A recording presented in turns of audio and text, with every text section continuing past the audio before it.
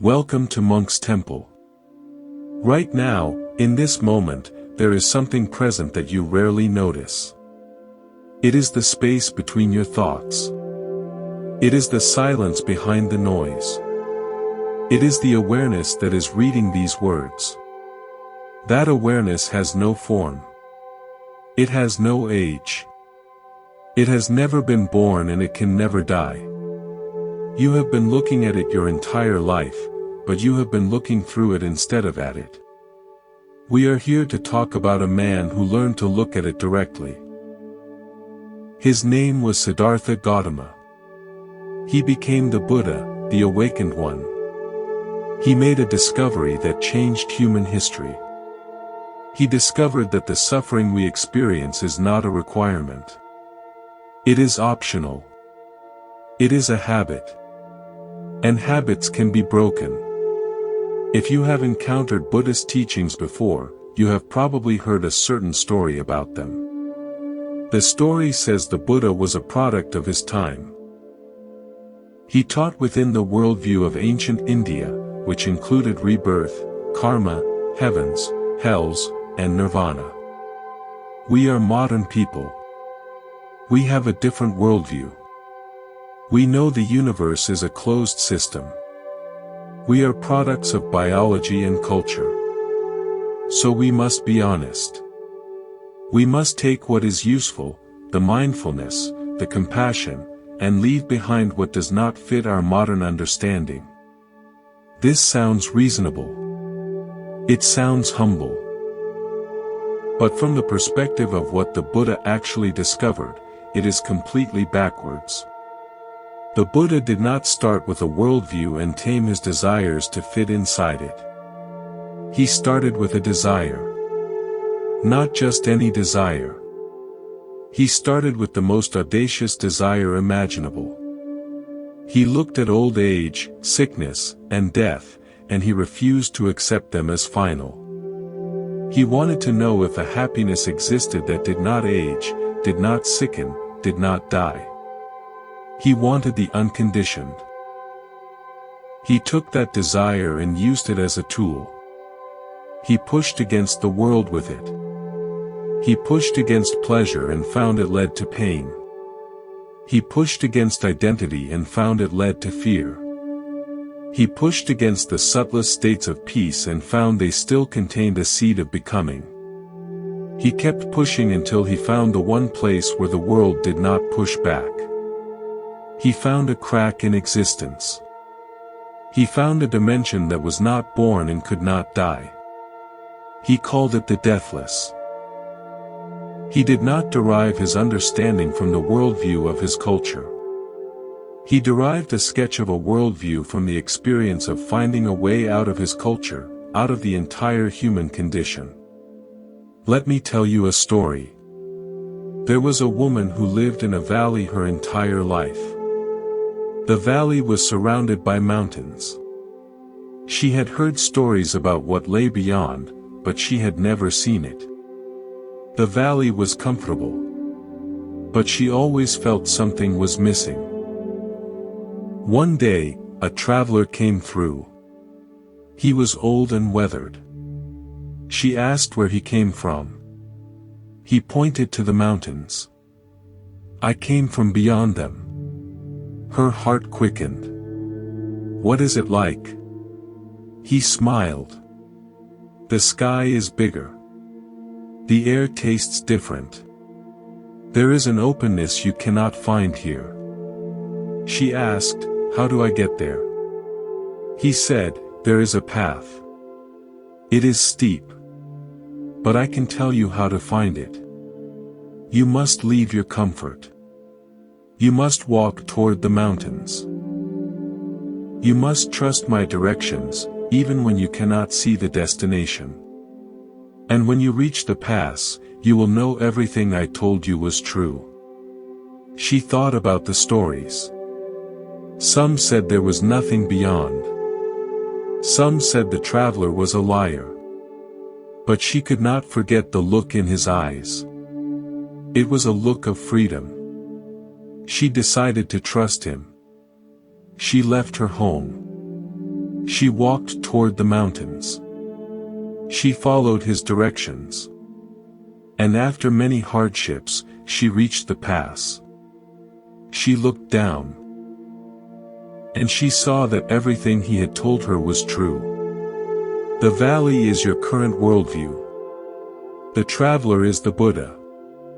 The path is the Noble Eightfold Path. The other side is the unconditioned. The Buddha is not asking you to believe blindly. He is asking you to trust that his directions are accurate enough to get you there, and then to walk the path for yourself.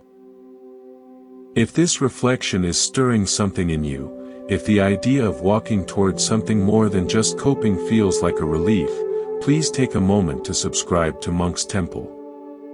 By subscribing, you are joining a community willing to leave the comfort of the valley and walk toward the unknown. Hit the subscribe button now. Now let us look at the common modern attitude. It says we must separate the timeless wisdom from the cultural baggage. We must leave behind rebirth, karma, and nirvana because they do not fit our scientific worldview. This seems humble. But psychologically, it is a defense mechanism. A worldview is never neutral. It is a fence we build to protect ourselves from the raw freedom of existence. When we say the unconditioned is impossible, we are not making a factual statement. We are building a fence. We are saying, do not hope too much. Stay inside where it is safe. The Buddha did not build a fence. He looked for a gate. He saw that the fence was an illusion. He used his desire for freedom to discover a reality beyond the fence. If you approach his teachings with the conviction that the unconditioned is impossible, you will never find it. You will tear off the part of the map that shows the destination, and then wonder why you never arrive. Let us go deeper into this idea of worldviews as fences. A fence keeps things out and keeps things in. A worldview keeps out the unknown, the terrifying. And it keeps in the familiar, the manageable. The problem is that it also keeps you trapped. The Buddha encountered many worldviews in his time. There were teachers who said everything is caused by past actions. There were teachers who said everything is caused by a creator God. There were teachers who said everything is random, without cause. These were the dominant worldviews of ancient India. They were fences. They each offered a way of understanding suffering, but they also offered a way of avoiding responsibility. If everything is caused by past actions, then your present suffering is not your fault. You are just paying off old debts. There is nothing you can do now. This is a doctrine of inaction. It leaves you bewildered and unprotected. If everything is caused by a creator God, then your suffering is part of a divine plan. You cannot question it. You can only submit. This too is a doctrine of inaction. It leaves you powerless. If everything is random, then your suffering is meaningless. There is no pattern, no possibility of change. You are a victim of chaos. This too is a doctrine of inaction. It leaves you hopeless. The Buddha looked at these worldviews and saw what they were doing. They were not describing reality. They were describing the mind's attempt to escape responsibility. They were all ways of saying, you cannot do anything about your suffering, so do not try. The Buddha's approach was radically different. He said, suffering has a cause. That cause is something you are doing right now. And because you are doing it, you can stop doing it. This was not a doctrine of inaction. It was a doctrine of radical responsibility. It was a call to wake up. Let me tell you a story about responsibility. There was a man who worked in a factory. Every day, he operated the same machine. Every day, the machine made a grinding noise that bothered him deeply. He complained to everyone. Everyone told him the same thing: the machine is old. That is just how it sounds. You have to accept it. One day, a new worker joined the factory. He watched the man at his machine. He listened to the noise. Then he walked over and said, "Have you tried oiling the gears?" The man looked at him blankly. Oiling the gears? The young worker pointed to a small panel. There is an oil port here. If you oil the gears regularly, the noise stops. Did no one tell you? The man had worked there for 15 years. No one had ever told him about the oil port. He had assumed the noise was permanent. He had accepted it. He had complained endlessly, but he had never once looked for a solution. He opened the panel, oiled the gears, and the noise stopped. This is what the Buddha did. He looked at the machine of human experience and found the oil port. He saw that the grinding noise of suffering was not inevitable. It was caused by friction. And a simple adjustment could make it stop. The worldviews of his time, and of our time, tell you the noise is permanent. They tell you to accept it, to cope with it. The Buddha tells you to look for the oil port. It is right there, in your own mind. Now consider the worldview of modern psychology. It tells you that your suffering is caused by your childhood, your brain chemistry, your genes, your traumas. These things are real. They have real effects. But if you are not careful, this worldview becomes another doctrine of inaction. It becomes offense. It says, you are this way because of your past. You cannot change the past. Therefore, you cannot truly change yourself. You can only manage your symptoms. The Buddha would not deny that your past has shaped you. He would say that your past actions have created the raw materials of your present moment. But he would also say that your present intention is free to shape those raw materials into something new. You are not a victim of your past. You are the artist of your present. The past provides the clay, but your hands are free to shape it. This is the difference between a doctrine of inaction and a doctrine of radical responsibility. One leaves you stuck. The other sets you free. Let me tell you another story. There was a woman who was born with a limp. She walked with a cane her entire life. She believed her limp was permanent, the result of a birth defect. She built her entire identity around it. She was the woman with the limp. It explained everything. It explained why she could not dance, why she could not find love. Her limp was her story. One day, she went to a new doctor. The doctor examined her and said, "Your limp is not from your birth defect. You have a stone in your shoe." She looked down. She had been wearing the same shoes for years. She had never thought to check. She took off her shoe, shook it, and a small stone fell out. She put the shoe back on and walked. The limp was gone. She had spent her entire life believing she was broken. She had built her identity around a story that was not true. All because she never thought to look in her shoe. This is what the Buddha is inviting you to do. He is inviting you to look in your shoe. He is inviting you to examine the stories you tell yourself about who you are and why you suffer. He is saying, before you resign yourself to a lifetime of limping, check your shoe.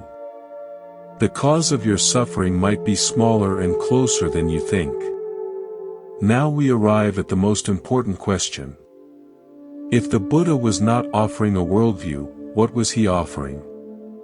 He was offering a path. Not a path of belief, but a path of action. Not a path of speculation, but a path of direct investigation. He was offering a way to see for yourself. The Buddha famously refused to answer certain questions. Is the world eternal or not? Is the world finite or infinite? Is the soul the same as the body or different? Does a awakened being exist after death or not? He called these questions a thicket of views, a wilderness of views, a contortion of views. He said they lead to conflict, to obsession, to mental distress. They do not lead to disenchantment, to dispassion, to cessation, to peace. When a monk pressed him for answers, the Buddha told a story. He said, "It is as if a man were shot with an arrow thickly smeared with poison. His friends and companions would bring a surgeon. But the man might say, 'I will not let the surgeon pull out this arrow until I know whether the man who wounded me was a noble or a Brahmin or a merchant or a worker.' Or he might say, 'I will not let the surgeon pull out this arrow until I know the name and clan of the man who wounded me.'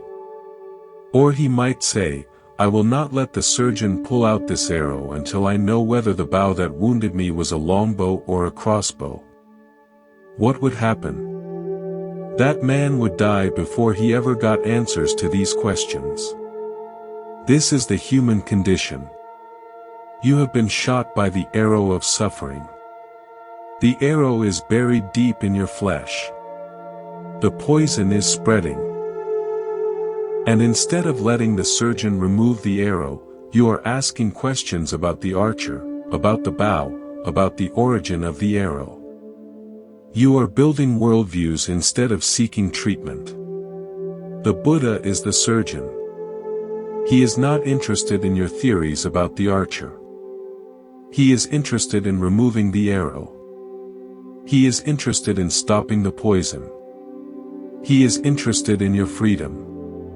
Let me tell you a story about this. There was a man who lived near a river.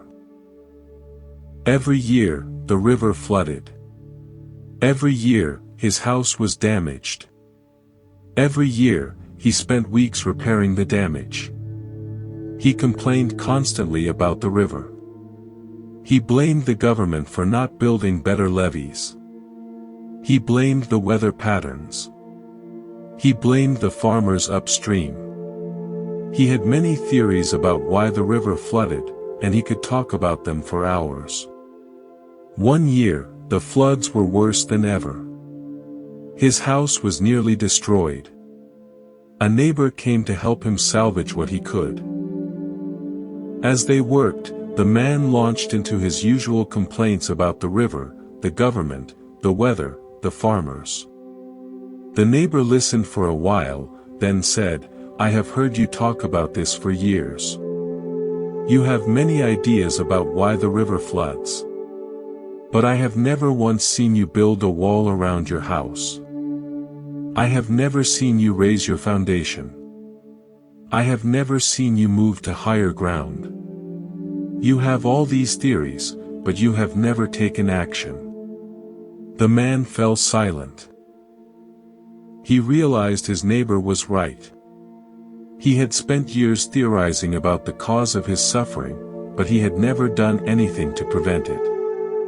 His theories were a distraction.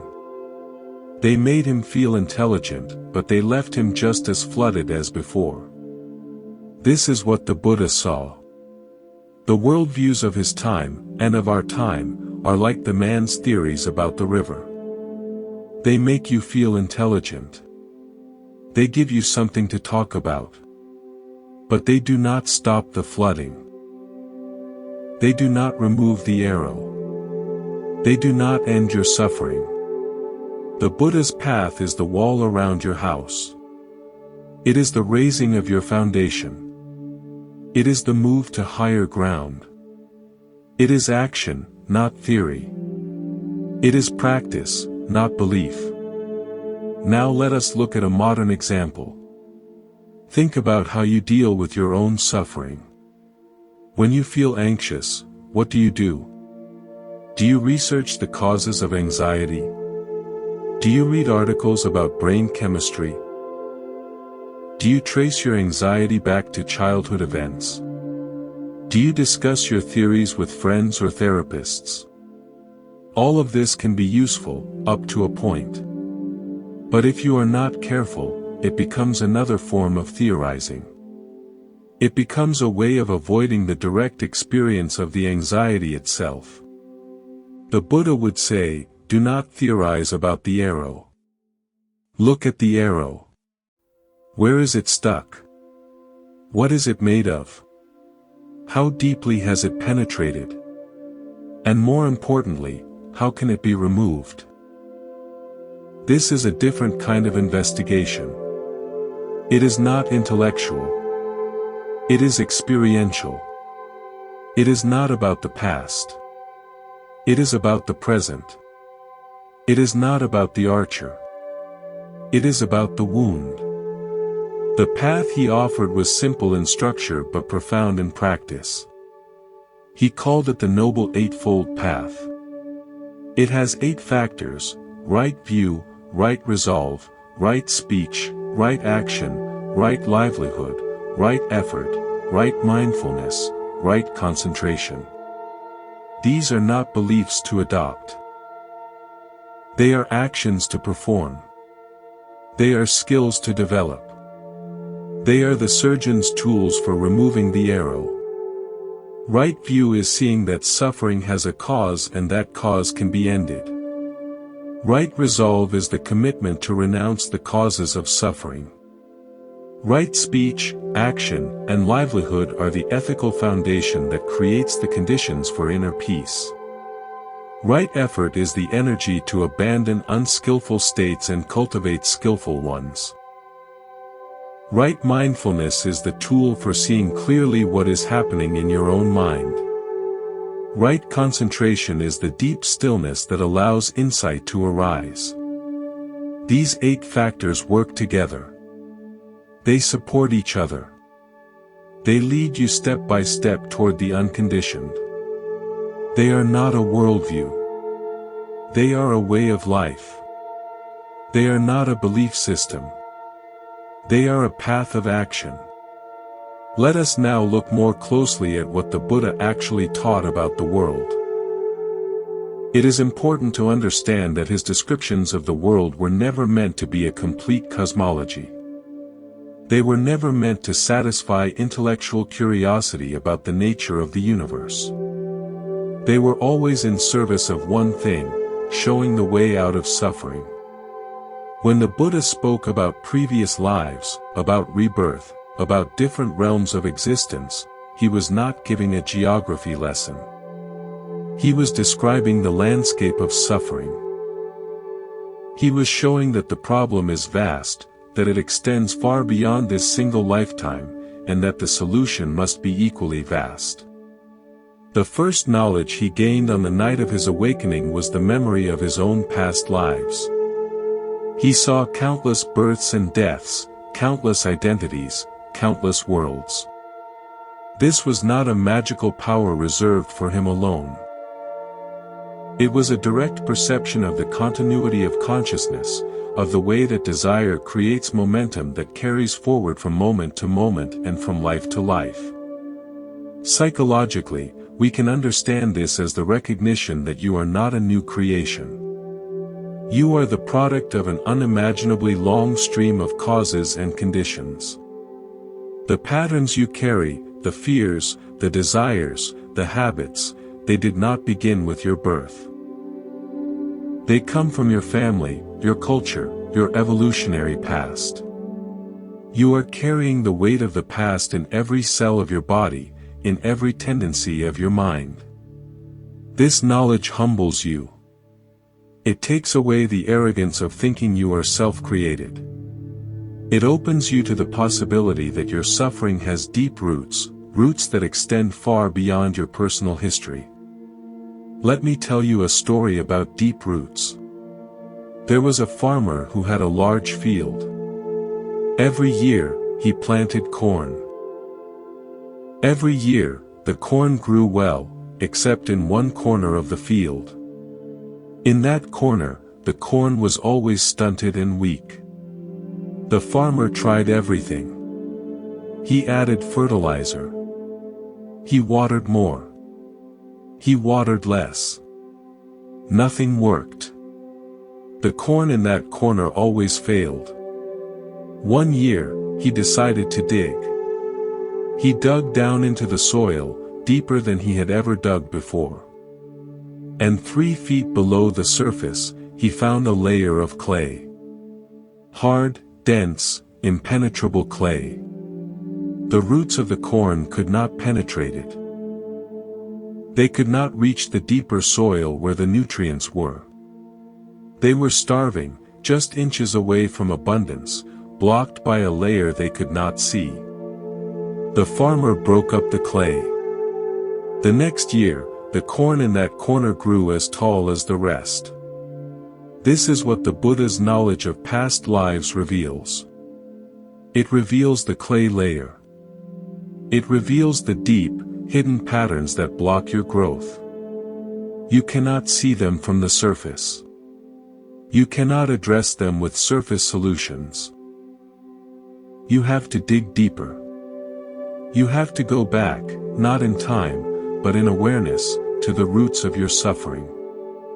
The second knowledge the Buddha gained was the passing away and reappearance of beings according to their actions.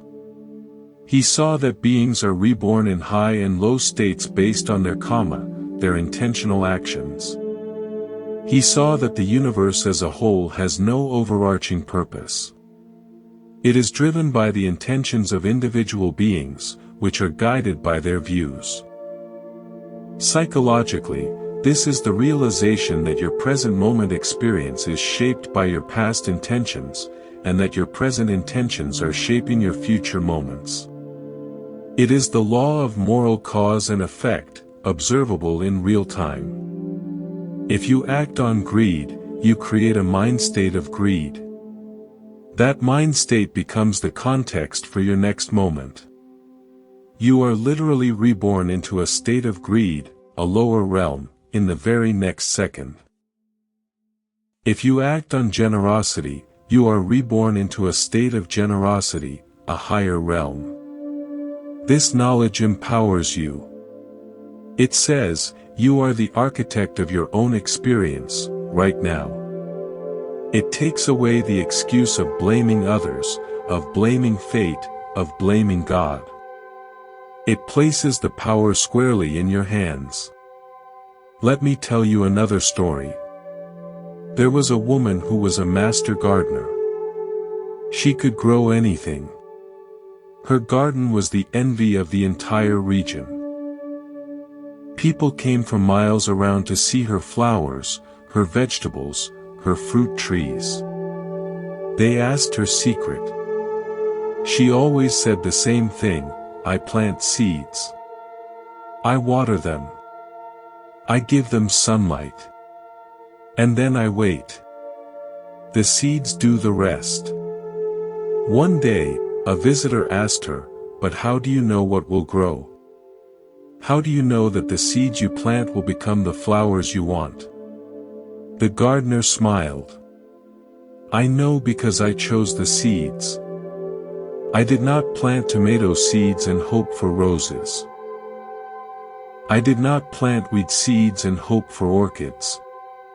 What grows is determined by what I plant. It is the simplest law in the garden. This is the law of karma. Your intentions are the seeds you plant. Your experiences are the flowers that grow. If you plant seeds of anger, do not be surprised when anger blooms. If you plant seeds of kindness, do not be surprised when kindness returns to you. It is the simplest law in the garden of the mind. The third knowledge the Buddha gained was the destruction of the effluence. He saw the Four Noble Truths directly. He saw that suffering has a cause. He saw that the cause can be ended. He saw the path that leads to the end. And then he walked that path to its conclusion. He removed the arrow completely. He extinguished the fire. He found the deathless. This is the invitation he extends to you. Not to believe in his experience, but to have your own. Not to accept his map, but to walk the path and see for yourself. Now we must address something that often confuses people. If the Buddha found the deathless, if he experienced an unconditioned happiness, why did he continue to teach about conditioned things? Why did he talk about the 6 sense media, the 5 aggregates, dependent origination? Why all the detailed analysis of suffering if the goal is beyond suffering? The answer is simple but profound. He taught about the conditioned to point to the unconditioned. He described the cage so that you would recognize the door. He mapped the labyrinth so that you could find the exit. Every teaching about suffering is also a teaching about the end of suffering. Every description of the trap is also a description of freedom. The Buddha used a famous simile. He said his teachings are like a raft. If you are trying to cross a dangerous river, you build a raft. You gather sticks and leaves and vines, and you bind them together. You climb on the raft and paddle to the other side. Once you have reached the other side, you do not carry the raft on your back. You leave it behind. It has served its purpose. It was useful, but it is not the destination. The teachings are the raft. They are not the other shore. They are the means, not the end. This is why the Buddha never wanted his followers to cling to his words. He wanted them to use his words, to test his words, and then, when they had seen for themselves, to let even the words go. Let me tell you a story about a raft. There was a man who lived on one side of a wide river. On the other side, there was a beautiful forest he longed to visit. But he could not swim. The river was too dangerous. He sat on the bank for years, looking at the forest, wishing he could cross. One day, a traveler came by and saw the man sitting there. The traveler asked why he looked so sad. The man explained his situation. The traveler said, "Why do you not build a raft? There are trees all around you. There are vines. You have everything you need." The man was surprised. He had never thought of building a raft. He had only thought about swimming. He gathered wood and vines and built a sturdy raft. He paddled across the river. When he reached the other side, he was so grateful to the raft that he picked it up and carried it on his back into the forest. He struggled through the trees, weighed down by the heavy raft. He could not move freely. He could not enjoy the forest. The raft that had freed him from the river now trapped him on the land. This is what happens when you cling to the teachings. The Buddha's words are meant to get you across the river. They are not meant to be carried on your back for the rest of your life. Use them. Test them. Let them do their work. And then, when you have seen for yourself, let them go. Now let us look at a modern example. Consider the practice of mindfulness. It has become incredibly popular. People use apps. They attend retreats. They read books. They have a worldview about mindfulness. They believe it will make them less stressed, more productive, happier. And it can. It is a wonderful raft. But if you cling to that worldview, if you turn mindfulness into another identity, you have missed the point. Mindfulness is a tool. You use it to see clearly the nature of your own mind. You use it to see the arising and passing of phenomena. You use it to see the unsatisfactoriness of clinging. And eventually, if you use it skillfully, it will show you the way to the unconditioned. At that point, even mindfulness is let go. Even the tool is put down. The modern self-help world often turns the tools into the goal. It sells you the raft and tells you it is a lovely place to live. The Buddha says, the raft is nice, but wait until you see the other shore. Let me tell you another story. There was a woman who wanted to learn to paint. She found a teacher who gave her a brush and some paints and said, practice every day. She practiced diligently. She painted flowers and trees and faces. After many years, she became skilled. People admired her work. She was proud of her paintings. One day, she went back to her teacher and showed him her latest work. He looked at it for a long time. Then he said, "These are good. But you are still painting the brush." She did not understand. Painting the brush? What do you mean? He said, you are so focused on the brush, on the technique, on the tool, that you have forgotten what the brush is for. The brush is for painting something beyond itself. The brush is for expressing the beauty you see. But you are only painting pictures of the brush. Look again at your work. Every stroke is careful, correct, but empty. There is no life in it because you are painting the tool, not the vision. This is what happens when you make the path the goal. You become skilled at meditation, at mindfulness, at being a good Buddhist. But you never see what the path is pointing to. You are painting the brush. You are carrying the raft. You are missing the whole point. The Buddha's teachings are a finger pointing at the moon. Do not mistake the finger for the moon. Do not worship the finger. Do not study the finger endlessly. Look where it is pointing. Look at the moon. The moon is the unconditioned. The moon is the deathless. The moon is your own true nature, hidden behind the clouds of conditioning, waiting to be seen. The finger is useful. Be grateful for the finger. But do not forget to look at the moon. Let us now consider what it actually means to look at the moon. What does it mean to experience the unconditioned? The Buddha was careful not to describe it too much. He knew that words would only create another concept, another thing to cling to. He knew that the unconditioned is not a thing at all. It is the absence of all things.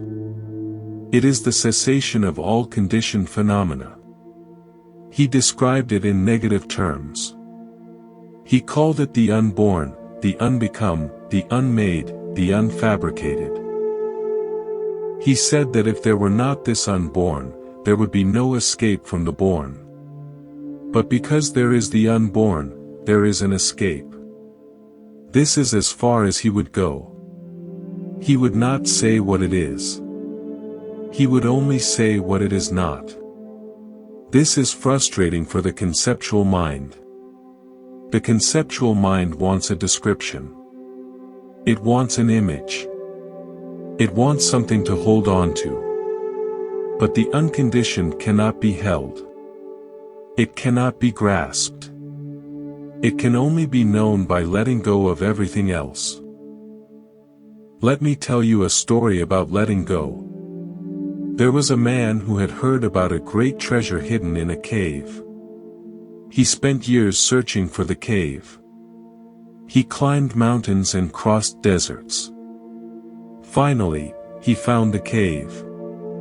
He entered and saw a small box in the center of the chamber. The box was beautiful, carved from wood and inlaid with gold. He picked it up. It was locked. He searched everywhere for the key. He looked under rocks, in crevices, behind stalagmites. He could not find it. He sat down in frustration, holding the box. He shook it. Something rattled inside. The treasure was in the box, but he could not open it. He spent days, weeks, trying to force it open. Nothing worked. Finally, an old woman came into the cave. She was bent and wrinkled, and she carried a staff. She saw the man with the box and laughed. "Why are you trying to open that box?" she asked. He said, "The treasure is inside. I need to open it." She laughed again. "The treasure is not inside the box. The box is the treasure. But you cannot have it while you are holding it." He did not understand. She said, "Put the box down." He put the box on the ground. As soon as he released it, the lid sprang open by itself. Inside, there was a mirror. He looked into the mirror and saw his own face. He realized that the treasure was not something to possess. The treasure was the freedom he felt the moment he let go. This is the unconditioned. It is not something you can hold. It is not something you can possess. It is what remains when all holding stops. It is what is revealed when all grasping ceases. It is your own face, reflected in the mirror of release. Now let us look at this from a psychological perspective. The conditioned mind is the mind of grasping. It is constantly reaching out for something, trying to secure something, trying to become something. It is never satisfied. It is always in motion. It is always hungry. The unconditioned is the mind that has stopped reaching. It is the mind that has realized it already has everything it needs. It is the mind that has come home. This is not a state of numbness or blankness. It is a state of profound wakefulness. It is awareness aware of itself, without any object, without any content. You have tasted this, even if you do not recognize it. In the gap between two thoughts, there it is.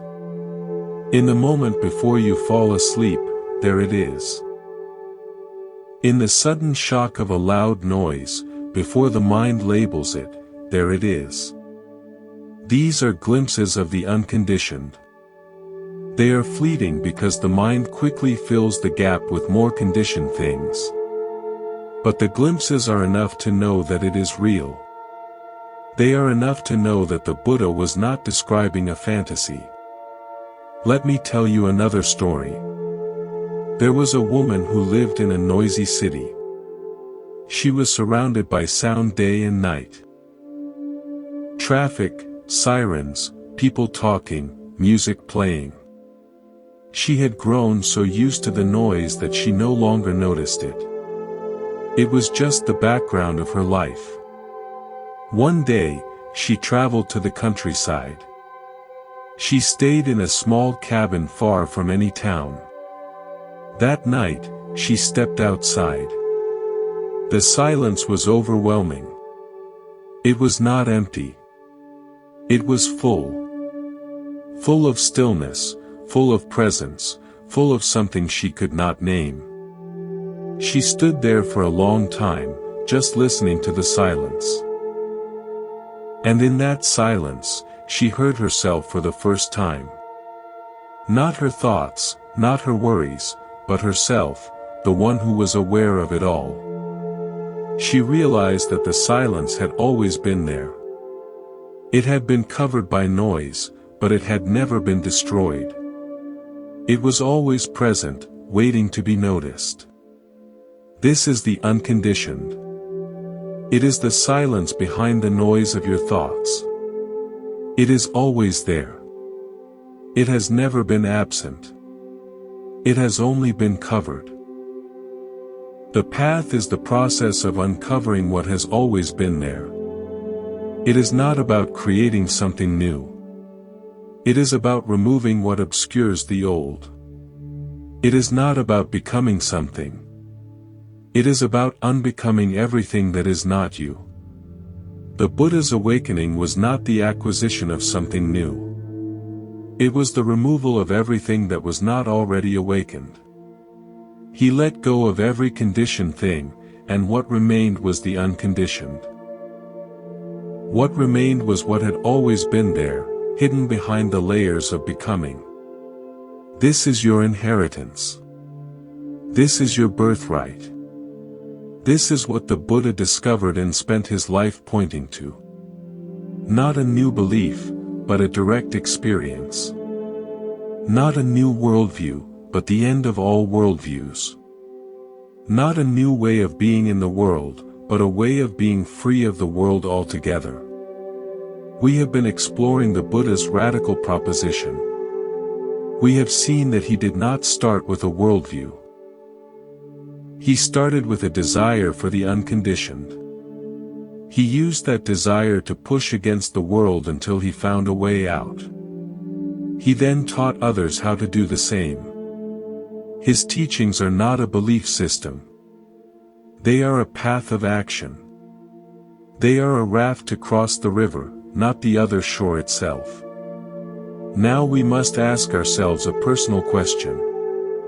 What does this mean for you, right now, in this moment? How do you apply this understanding to your own life? How do you move from theorizing about freedom to actually experiencing it? The answer is simple but difficult. You must begin where you are. You must start with your present experience. Not with your ideas about the Buddha, not with your beliefs about the world, but with the raw data of your own awareness. What is happening right now? What do you feel? What do you think? What do you want? The Buddha called this the establishment of mindfulness. He said that the direct path to liberation is to contemplate the body in the body, feelings in feelings, mind in mind, and phenomena in phenomena.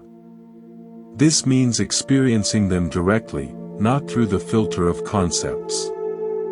It means being present with what is, without adding anything, without subtracting anything, without judging anything. Let me tell you a story about direct experience. There was a man who had heard about the ocean his entire life. He had read books about it. He had seen paintings.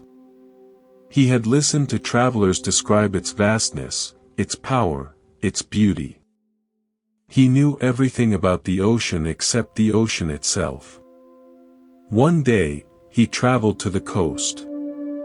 He stood on the shore and looked out at the water.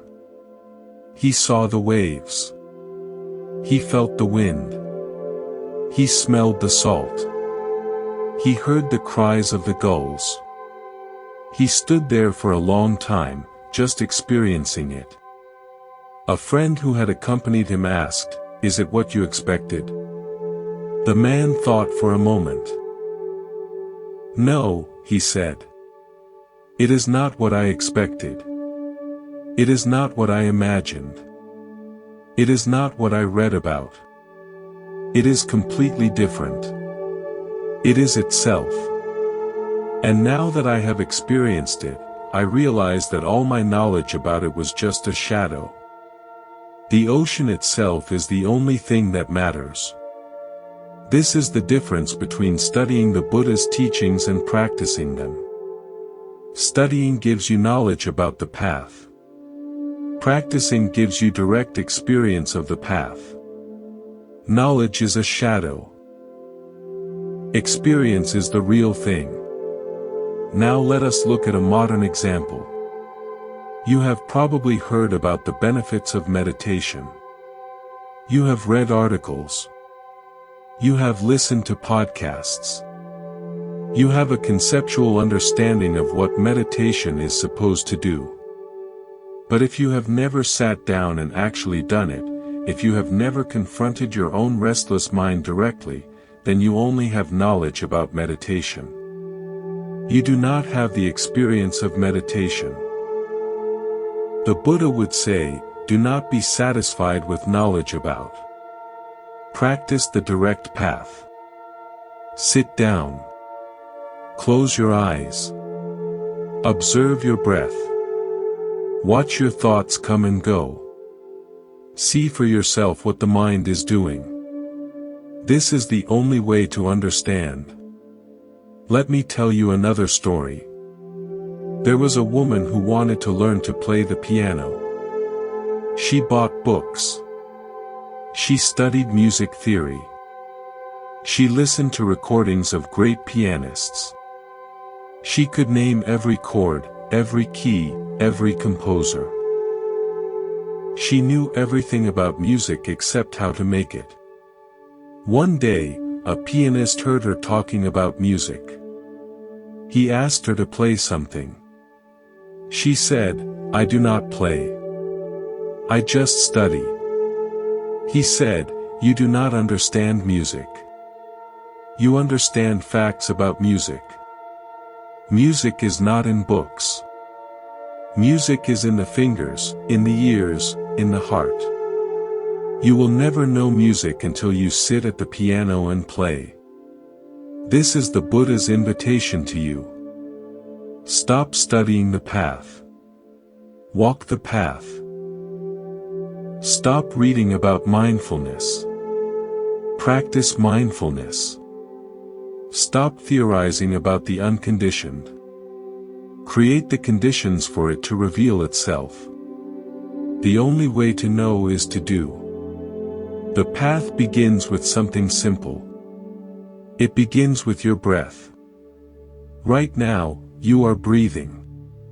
You have been breathing your entire life, but have you ever really paid attention to it? Have you ever sat and just watched the breath, without trying to change it, without trying to improve it, without judging it? Try it now. Just for a moment. Notice the sensation of the breath entering your body. Notice the sensation of the breath leaving. Feel the coolness at the tip of your nose. Feel the rising and falling of your chest or abdomen. That is all. Just this. Just now. In that simple act, you have already begun the path. You have stepped out of the world of concepts and into the world of direct experience. You have stopped theorizing about the river and started building your raft. This is the practice. This is the way. It is not complicated. It is not exotic. It is as simple as breathing and knowing that you are breathing. But it is also the most difficult thing in the world because the mind will fight it. The mind will get bored. The mind will wander. The mind will tell you this is pointless, that you should be doing something more important. Do not listen. Stay with the breath. Come back to the breath. Again and again. This is the training. This is how you learn to see. This is how you learn to let go. This is how you find the door. Let us continue with this practice of direct experience. The breath is your anchor. It is always here, always available. It does not require any special belief. It does not require any particular worldview. It is simply the reality of this moment. And in this reality, if you look closely, you will begin to see something remarkable. You will begin to see the truth of the Buddha's teachings for yourself. Watch the breath closely. Notice how it changes. Sometimes it is long. Sometimes it is short. Sometimes it is smooth. Sometimes it is rough. It is never the same from one moment to the next. It is constantly arising and passing away. This is impermanence. This is anicca. You do not need to believe in impermanence. You can see it directly, in every breath. Now notice how you feel about the breath. When it is smooth, you like it. When it is rough, you may not like it. You want it to be a certain way. You have preferences. This wanting, this preferring, is a subtle form of suffering. It is a tension in the mind. It is the mind reaching for something, pushing something away. This is dukkha. You do not need to believe in suffering. You can feel it directly, in every moment of wanting. Now notice who is watching. Who is aware of the breath? Who is aware of the wanting? Is there a permanent self in there? Or is there just a succession of moments of awareness, each one arising and passing away like the breath itself? This is anatta. You do not need to believe in not-self.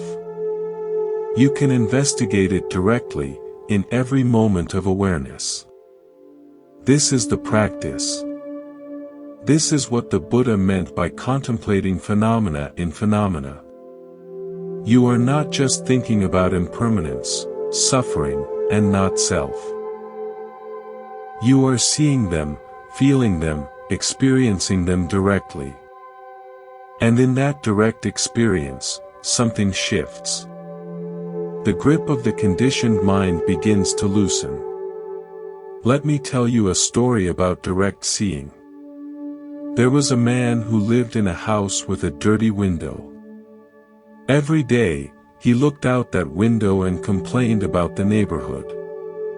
He said the streets were ugly, the people were unfriendly, the sky was gray. He believed his view was accurate. He had no reason to doubt it. One day, a friend came to visit. The friend looked out the window and said, "Why is your window so dirty? I can barely see through it." The man was offended. "My window is not dirty. You are just criticizing my home." The friend said nothing. He took a cloth and some cleaner and began to wash the window. The man watched, annoyed. But when the friend finished, he said, "Come look now." The man looked out the window. The streets were not ugly. They were lined with trees. The people were not unfriendly. They were smiling and waving. The sky was not gray. It was bright blue. The view had not changed. The window had changed. He had been seeing the dirt, not the world. This is what mindfulness does. It cleans the window of your perception. It removes the layers of conditioning, of judgment, of habitual reaction. When the window is clean, you see things as they are. Not as you want them to be. Not as you fear them to be. Just as they are. And when you see things as they are, something remarkable happens. You stop fighting reality. You stop trying to make things different. You stop grasping and pushing away. And in that stopping, there is peace. Not the peace of numbness. Not the peace of indifference. But the peace of alignment, of harmony with what is. Let me tell you another story. There was a woman who was a potter. She made beautiful bowls and vases. Her secret was the clay. She would spend hours preparing the clay, kneading it, removing air bubbles, getting it to just the right consistency. She said the clay taught her everything she knew. One day, a student asked her, "How do you know when the clay is ready?" She said, "I do not decide. The clay decides. I knead and I wait. At first, the clay resists. It is stiff, uneven, full of air. But if I keep working, keep applying gentle pressure, eventually it softens. It becomes smooth. It becomes responsive. And then, at a certain moment, it gives up. It stops resisting. It becomes completely pliable, completely present. That is when I know it is ready. That is when I can shape it into anything." The student asked, "What does it feel like when the clay gives up?" The potter smiled. "It feels like peace. Not my peace, but the clay's peace. It feels like the clay has finally stopped arguing with my hands." This is what happens to the mind when it stops arguing with reality. It becomes pliable. It becomes responsive. It becomes peaceful. Not because you have forced it to be peaceful, but because it has finally given up its resistance. It has finally stopped arguing with what is. This is the goal of the path. Not to achieve some special state, but to allow the mind to settle into its natural state. The natural state of the mind is peace. The natural state of the mind is clarity. The natural state of the mind is love. But these are covered by layers of conditioning, by habits of grasping and aversion, by the dirt on the window. The path is the cleaning of the window. The path is the kneading of the clay. The path is the gradual, patient, persistent work of removing what obscures your true nature. And the beautiful thing is that you do not have to do it alone. You have the Buddha's example. You have his teachings.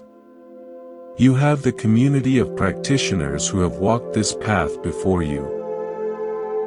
And you have your own direct experience, available in every moment, guiding you home. The breath is waiting for you. It has always been waiting. It has never left.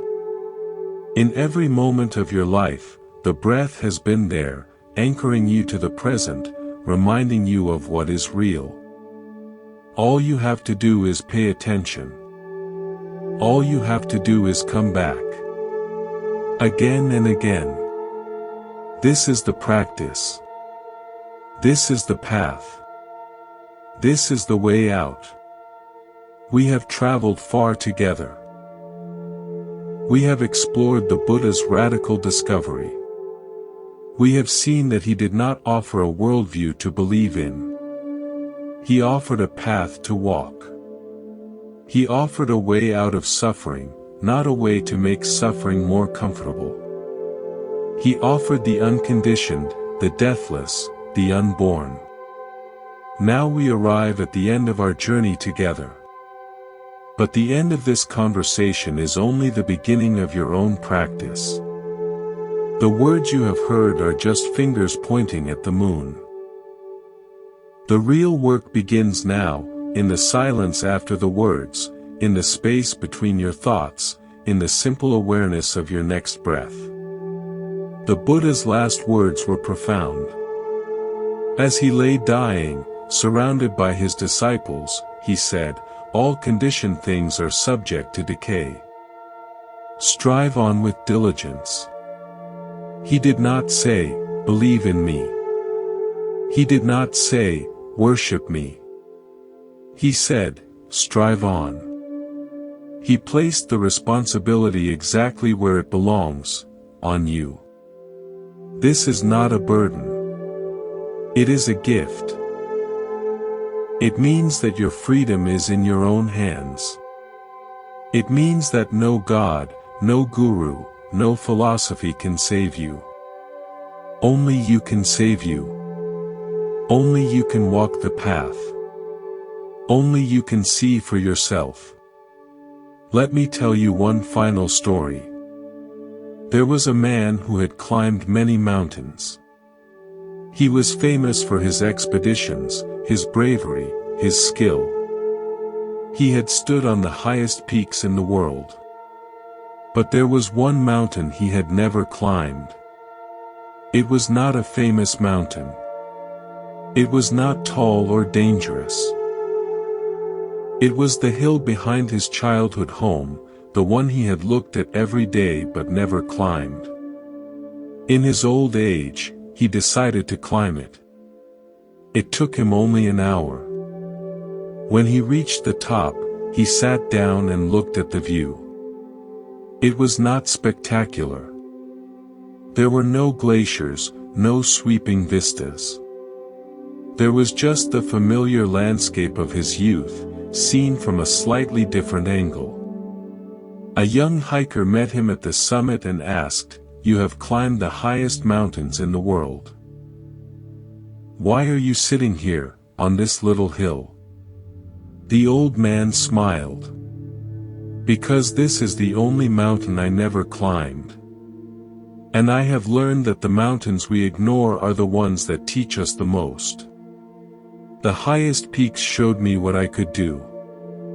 This hill showed me where I came from. Both are necessary. Both are sacred." The young hiker asked, "What did it teach you?" The old man said, "It taught me that the journey home is the longest journey of all.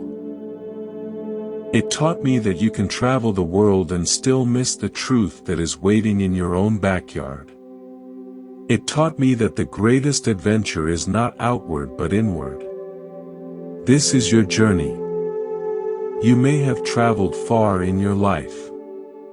You may have accumulated many experiences, many beliefs, many identities. But the final journey is the one inward. It is the climb up the hill of your own awareness. It is the exploration of your own mind. And what you find there is more valuable than any external peak." The Buddha found something at the summit of his own awareness. He found a peace that surpasses understanding. He found a freedom that cannot be bought or sold. He found a happiness that does not depend on conditions. And he spent the rest of his life showing others how to find it for themselves. Now it is your turn. You have the map. You have the instructions. You have the example. The only thing missing is your own effort, your own diligence, your own willingness to strive on. So let us end as we began. Notice the space between your thoughts. Feel the breath moving in your body. Rest in the simple awareness that is reading these words. That awareness is your true nature.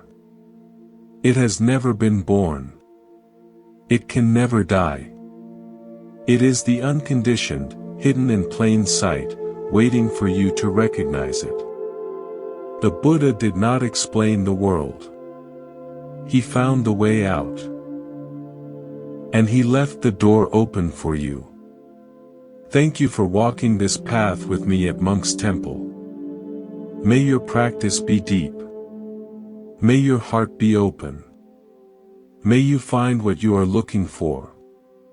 And may you discover that what you are looking for has been looking for you all along. If these teachings have touched you, if they have awakened something in you, please share them with others. Subscribe to Monk's Temple to continue this journey. And most importantly, strive on. The path is waiting. The door is open.